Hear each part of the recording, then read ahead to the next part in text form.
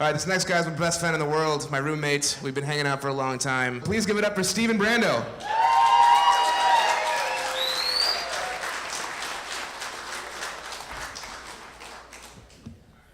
Hey. Hey, guys. You guys know wife beater shirts? You know what those are, right? Ugly shirts. Ugly name for a shirt. A lot of people don't realize, though, you can actually beat your wife wearing any shirt. That's why it's the perfect crime to, like wear a Hawaiian shirt when you do it. Cops show up, they go, Tommy Bahama, no fucking way he put his hands on you. No fucking way. There's no violence in Margaritaville. Get out of here with that garbage. So, I don't know about you. Every time do you guys lie to your doctors? I think, no. See, that's the way to do it. A lot of people do, and I get it, because you go in, and they go, do you smoke? And you say, when I drink. And then they go, and how much do you drink? And you go, not that much, right? You lie right to their fucking stupid face. And the thing is, you don't realize doctors are squares, okay? They went to medical school, they didn't party. A lot of them have no idea how much alcohol the human body can consume. I had a friend who, he was super drunk, he cut his hand open, he went into the ER, and this medical student's there, she's like, we can tell you've been drinking. Just how much have you had to drink in the last 2 hours?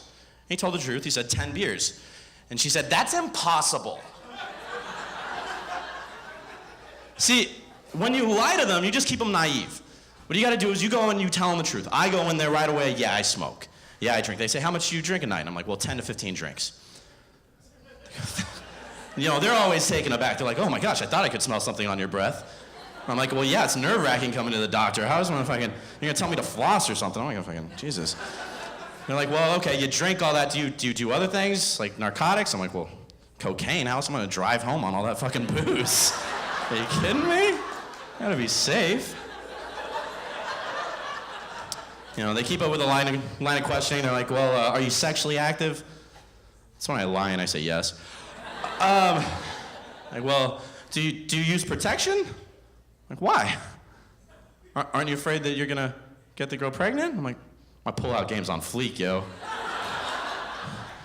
No, actually, I got this strategy where I just sleep with, like, godless women who live in sin. That way, God only gives them miscarriages.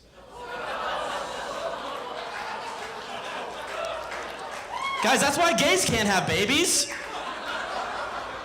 Look, science is no match for God. And if you wanted them to have butt babies, they would have them. I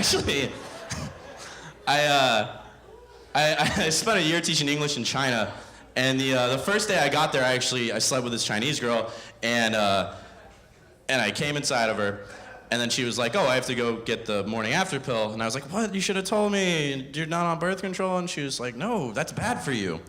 I'm like, the day after pill is bad for you.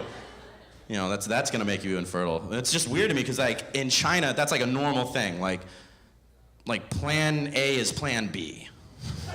So bizarre. I taught English in China for a while. It was fun. I didn't learn as much Chinese as I should have. I learned all the dirty words, which is kind of, I guess, what you learn when you learn a language. And they're pretty funny, so I'm going to tell you some of this stuff. It's pretty good. There's a term da fei ji, which literally means hand verb flying machine, which translates to like fly a plane like with a joystick, which is the colloquial term for a hand job.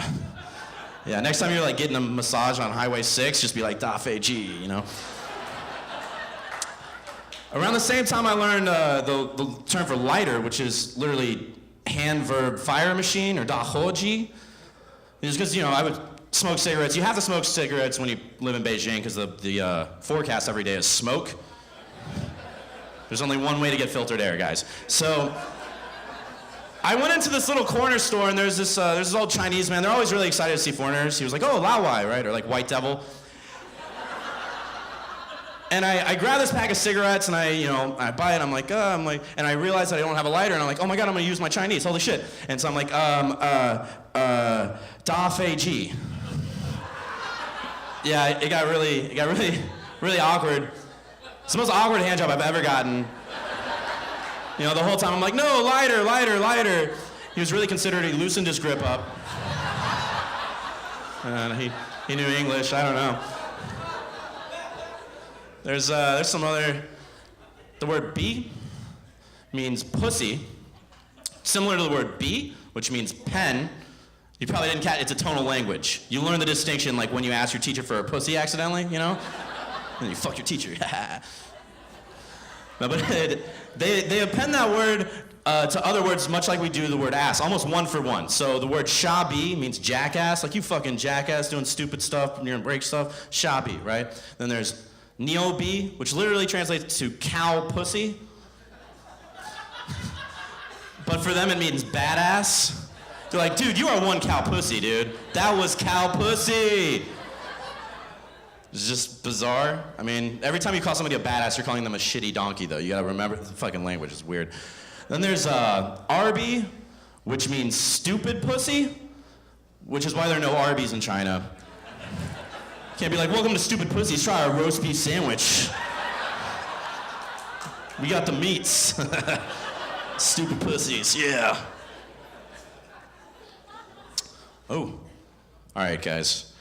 I'm gonna wrap it up. I'm gonna give you my my closer. It's a short joke. It's they know what it is. It's terrible. It's the perfect joke to close on, guys. I was over at my friend's house the other day. She just got a coffee table on Craigslist. She really likes it a lot. And she was like, oh my God, the seller told me that it used to be owned by Beyonce. And I was like, oh, wow, you're an idiot. But then I go to put my drink on it. She loses her shit. She's like, oh my God, use a coaster. I was like, if you like it, you should put a ring on it. Thank you guys, my name is Steven.